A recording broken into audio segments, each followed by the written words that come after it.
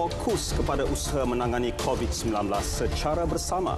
Nasihat itu diberikan Perdana Menteri Tan Sri Muhyiddin Yassin hari ini. Pada masa sama, semua pihak diingatkan supaya tidak menuding jari menyalahkan mana-mana pihak di sebalik apa yang berlaku, jauh sekali mempolitikkannya. Yang pasti, keputusan-keputusan penting dalam membendung penularan COVID-19 akan terus dibuat kerajaan dengan mengambil kira pandangan semua pihak. Bagi mengikuti situasi semasa COVID-19, kita ikuti perutusan khas Perdana Menteri.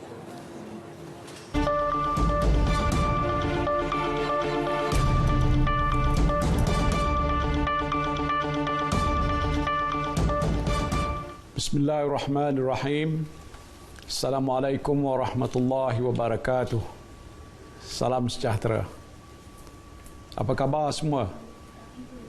Saya doakan saudara dan saudari sihat walafiat. Saya mengikuti dengan dekat perkembangan kes-kes COVID-19 pada masa ini. Saya pasti saudara dan saudari seperti juga saya sentiasa mendapatkan perkembangan terkini mengenai situasi penularan COVID-19 di negara kita. Saya hari ini bersiaran secara langsung melalui Facebook Live. Daripada kejayaan kita membendung wabak ini hingga ke 1 digit pada satu ketika dahulu, kini telah berlaku peningkatan kes-kes harian baru COVID-19 hingga mencecah 3 digit. Perkembangan ini amat membimbangkan kita semua. Seperti mana yang kita ketahui, peningkatan kes baru COVID-19 pada masa ini ada kaitannya dengan kes-kes yang berlaku di Sabah dan Kedah. Di negeri Sabah, sebahagian besarnya berpunca daripada pendatang tanpa izin daripada negara jiran. Mereka ini sebahagiannya positif COVID-19. Apabila ditahan di pusat tahanan, mereka menjangkiti tahanan lain. Baris ini juga telah menjangkiti kaki tangan pusat tahanan, ahli keluarga mereka dan komuniti setempat. Begitu juga di negeri Kedah. Baris ini sebahagian besarnya merebak dalam kalangan tahanan penjara selain terdapat kluster-kluster baru dalam komuniti. Kerana itu, bilangan mereka yang positif COVID-19 meningkat secara mendadak sejak beberapa minggu yang lalu. Saya akui kempen pilihan raya di negeri Sabah juga menjadi antara punca peningkatan kes-kes COVID-19. Pilihan raya negeri Sabah terpaksa diadakan apabila Tuan Yang Terutama yang di-Ketua Negeri Sabah membubarkan Dewan Undangan Negeri Sabah pada 30 hari bulan Julai yang lalu. Ini sesuatu yang tidak dapat dielakkan kerana kita tertakluk kepada peruntukan di dalam perlembagaan. Pilihan raya mesti diadakan dalam tempoh 60 hari selepas Dewan Undangan Negeri dibubarkan. Dan ini tidak boleh ditangguh. Saya sedar Suruhanjaya Pilihan Raya Malaysia telah menetapkan SOP tertentu bagi memastikan wabak COVID-19 tidak merebak akibat kempen pilihan raya yang diadakan. Tetapi malangnya ada SOP yang tidak dipatuhi. Misalnya penjarakan sosial. Ketika saya turun berkempen di banyak tempat, saya lihat SOP mengenai penjarakan sosial agak kurang dipatuhi. Walaupun hampir keseluruhan memakai pelitup muka, tetapi masih ramai yang duduk dekat-dekat dalam keadaan yang agak sesak. Hingga kan saya terpaksa membuat SOP tambahan saya sendiri. Saya datang dengan kereta terus ke pentas tanpa melalui khalayak ramai. Ketika mula berucap, saya peringatkan semua yang hadir supaya patuhi SOP yang ditetapkan. Duduk jangan rapat-rapat, pakai pelitup muka dan sentiasa basuh tangan atau gunakan sanitizer. Selepas habis berucap, saya terus masuk kereta dan meninggalkan tempat ceramah. Dengan itu, saya tidak bersalam ataupun menyentuh sesiapa. Saya juga mengingatkan pegawai-pegawai saya supaya tidak mengatur kempen saya di kawasan zon merah. Walaupun menerima undangan, saya terpaksa tolak dengan baik. Ya, kalau diikutkan, saya ingin berkempen di semua tempat. Tetapi saya juga memikirkan tentang kesihatan dan keselamatan orang ramai yang hadir ke tempat-tempat berkempen, pegawai-pegawai saya dan diri saya sendiri. Namun hakikatnya telah ada mereka yang dijangkiti COVID-19 ketika berada di negeri Sabah. Dan ini suatu yang amat mendukacitakan kita. Tindakan awal kerajaan ialah mempertingkatkan kawalan sempadan di negeri Sabah dengan menambah jumlah anggota keselamatan yang bertugas dan mengatur gerak aset-aset seperti kapal dan bot peronda untuk mengawal sempadan perairan negara. Beberapa daerah di Sabah dan Kedah juga telah diisytiharkan kawasan perintah kawalan pergerakan diperketatkan secara bersasar atau Targeted Enhanced Movement Control Order untuk menghalang wabak ini daripada menular ke tempat-tempat yang lain. Kerajaan juga mewajibkan mereka yang datang daripada Sabah supaya melakukan ujian saringan ketika mereka tiba di lapangan terbang. Petugas Kementerian Kesihatan juga akan membuat penilaian risiko ke atas setiap individu yang tiba. Sekiranya didapati positif, mereka akan diasingkan dan dirawat di hospital. Selain itu, tindakan mengesan, mengasing dan merawat mereka yang dijangkiti juga dilipat gandakan.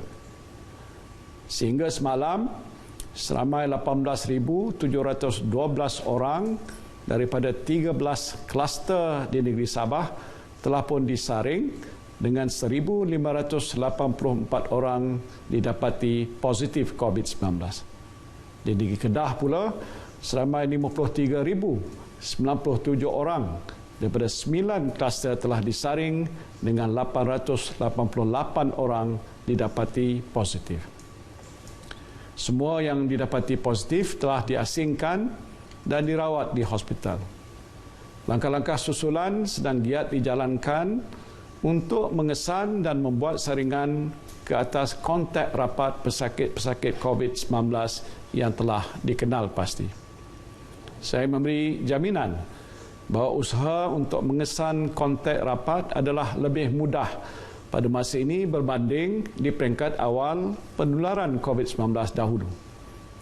Ini kerana 17 juta penduduk Malaysia telah menggunakan aplikasi MySejahtera. Dan jika dikira jumlah pengguna aplikasi ini beserta tanggungan atau pasangan mereka, ratusan rakyat yang menggunakan aplikasi MySejahtera dianggarkan telah melebihi 60%. Ini adalah satu perkembangan yang positif dalam usaha kita untuk menghadapi pandemik ini. Kita hidup dalam norma baru. Menggunakan aplikasi MySejahtera adalah antara norma baru yang mesti kita budayakan. Jadi saya menyeru kepada saudara dan saudari yang masih belum mendaftar dengan MySejahtera supaya segeralah mendaftar. Saya juga lebih yakin dengan kesiapsiagaan petugas barisan hadapan dan sistem kesihatan negara kita untuk membendung penularan wabak ini. Saya diberitahu oleh Ketua Pengarah Kesihatan Tan Sri Dr. Nur Hisham bahawa kita mempunyai ventilator, PPE, peralatan dan ubat-ubatan yang mencukupi. Jumlah katil di hospital-hospital yang dikhususkan untuk merawat pesakit COVID-19 juga mencukupi dengan kapasiti penggunaan pada masa ini sekitar 29% sahaja. Dan ini bermakna sistem kesihatan di negara kita lebih bersedia pada masa ini untuk menangani penularan wabak COVID-19 di dalam komuniti berbanding pada masa lalu. We are now better prepared than before in terms of experience and manpower. We know the behavior of the virus better, and we have enough facilities and equipment. But we need to break the transmission of the virus. And the best way is to stay at home, especially in areas where targeted control movement order is enforced. We must flatten the curve. We did it before, and I firmly believe we can do it again. Saudara dan saudari yang saya kasihi sekalian, mengenai isu kuarantin, saya ingin tegaskan tidak ada double standard dalam mematuhi arahan kuarantin.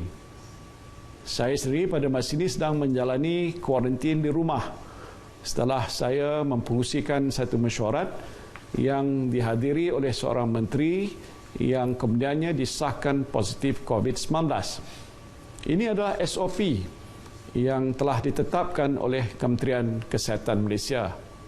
Sebagai Perdana Menteri, saya tidak terkecuali daripada tertakluk kepada SOP.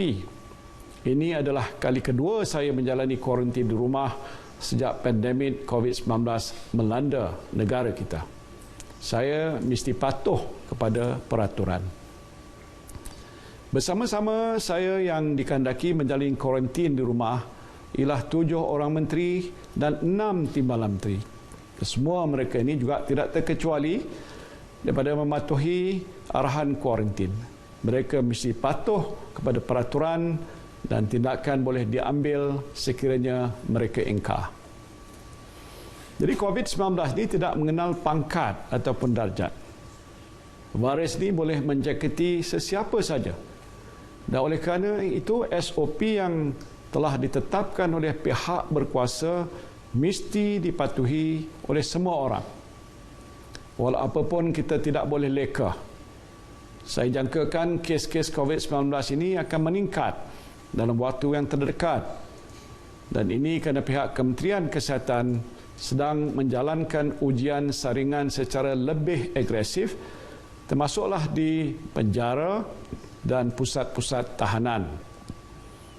Dan sejak beberapa minggu yang lalu, kes-kes positif dalam kalangan tahanan di penjara menyumbang kepada sebahagian besar peningkatan jumlah COVID-19 di negara kita. Sebagai Ketua Kerajaan, saya memantau secara dekat perkembangan kes-kes COVID-19 ini. Saya akan membuat keputusan-keputusan penting untuk membendung virus ini daripada terus menular dalam masyarakat kita. Dan ini termasuklah pelaksanaan perintah kawalan pergerakan diperketatkan secara bersasar ataupun TEMCO di kawasan-kawasan yang dikenal pasti sebagai zon merah. Walaupun berada dalam kuarantin, saya mengadakan sidang video secara harian dengan menteri-menteri dan pegawai-pegawai kanan kerajaan untuk mengurus COVID-19 ini.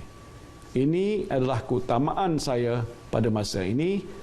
Inilah norma baru yang sering kita perkatakan.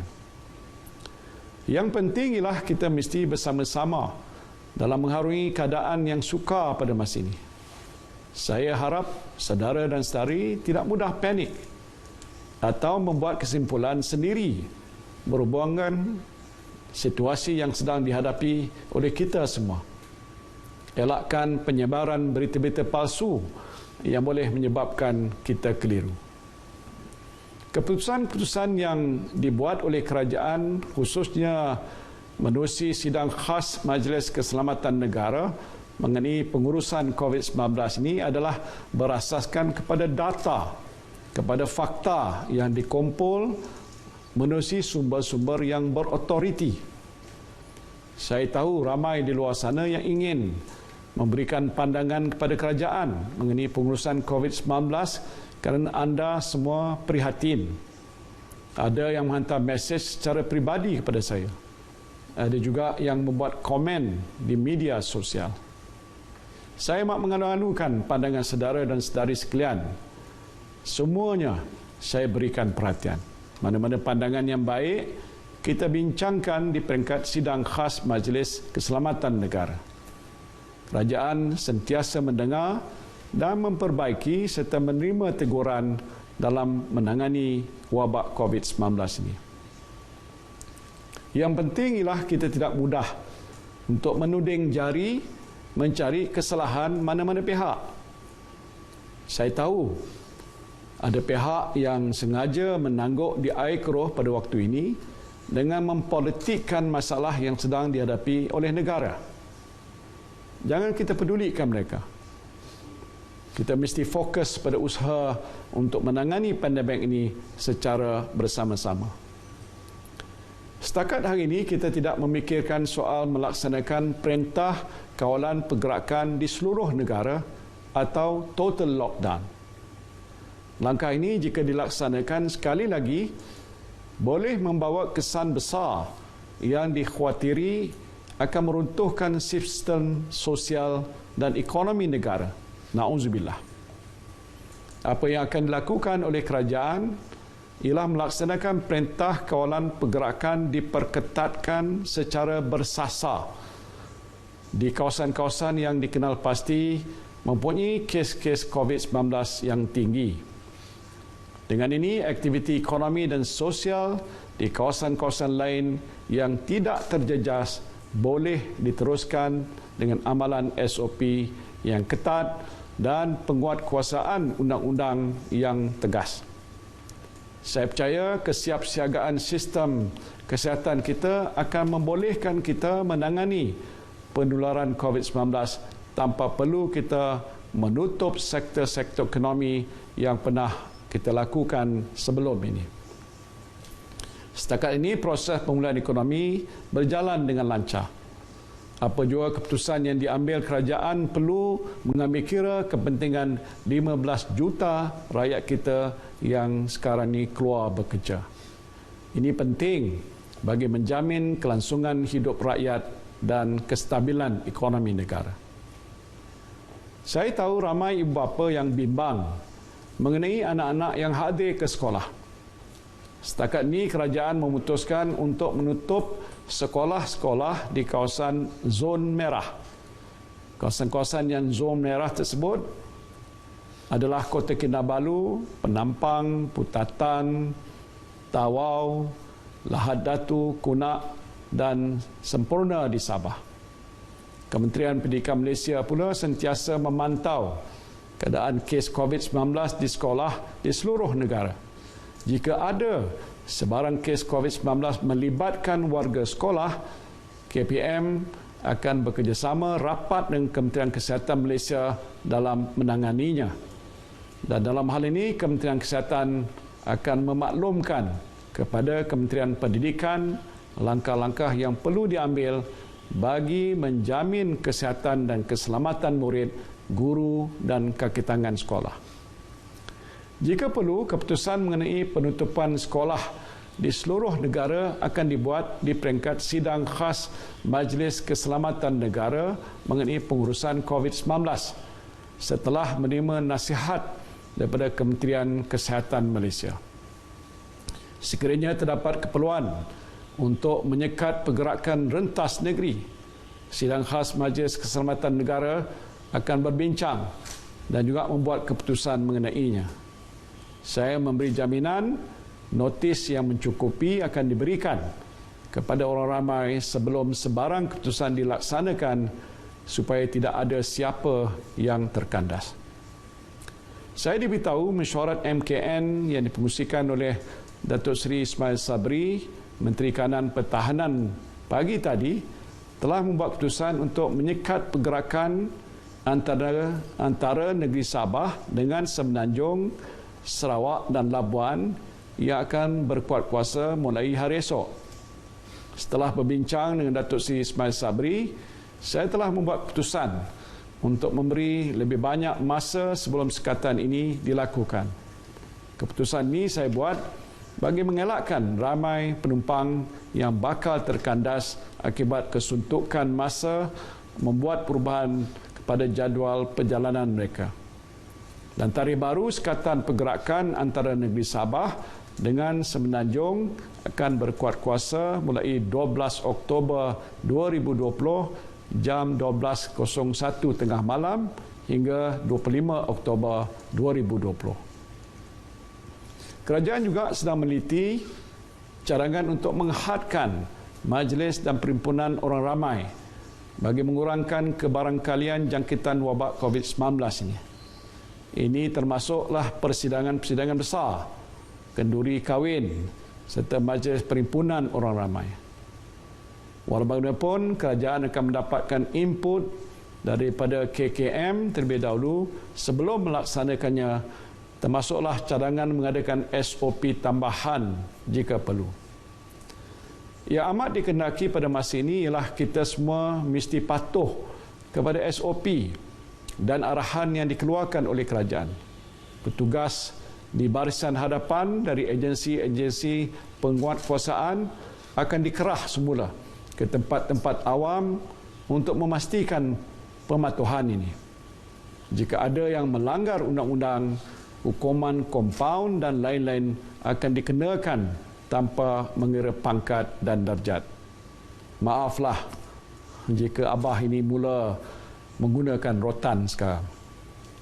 Marilah kita hadapi perang menentang COVID-19 secara bersama-sama. Ingat, kita pernah berjaya melandaikan lengkung jangkitan COVID-19 sebelum ini.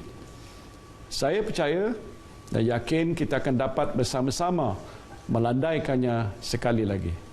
InsyaAllah, kita doakan mudah-mudahan kita semua akan menang akhirnya. Terima kasih. Wabillahi taufiq wal hidayah.